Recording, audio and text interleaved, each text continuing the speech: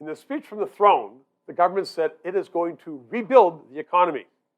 Franco Terrazzano is with the Canadian Taxpayers Federation. He joins me right now because I want to ask him, can government rebuild an economy? Can government build the economy? Economies were built by workers and farmers and businessmen and professionals, not bureaucrats.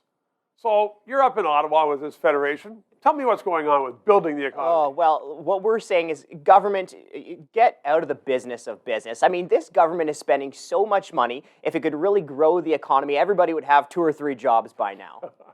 Well, the thing is, I understand from some corporate directors and officers, they actually like this because they're getting a lot of money. I'm sure they do. There was a conference call that I was not on, but a friend of mine was on. He said, it came up about the government, and everybody went silent because they don't want someone else to snitch to the government that they are not on side with giving out all this money. Well, let me tell you, at best, it's a shell game, right? Because they're taking money from taxpayers over here, and then they're giving it to some hand-picked businesses. But what we're saying... Wait a second, hand-picked, but those are bureaucrats. Bureaucrats don't know anything about building businesses. Well, that's the thing. They're bureaucrats for a reason. So what we're saying is, instead of having this top-down approach to try to grow the economy, just leave those dollars and cents in the businesses and in families. Yeah.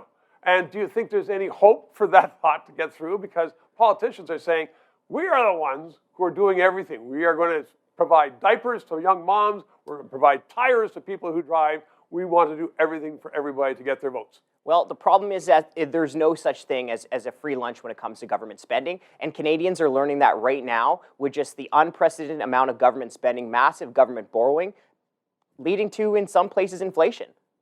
Okay, so we have huge spending, huge borrowing.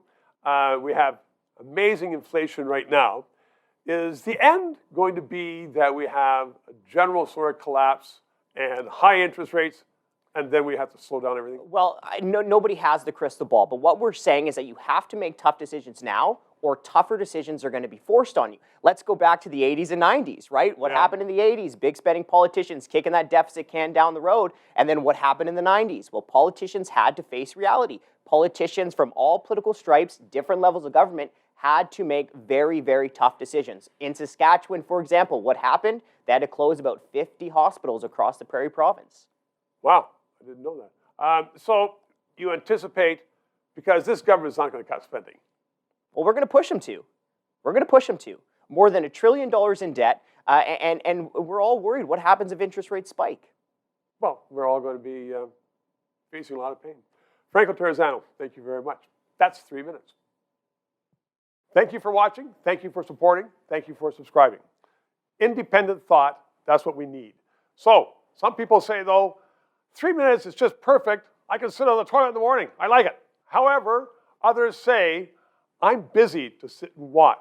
For that, we now have the podcast. So wherever you subscribe to podcasts, you can go through and just go to a podcast, Canadian Politics. There it is, the LeDrew, 3 minutes. You don't have to watch me. You can just hear me and hear the guests.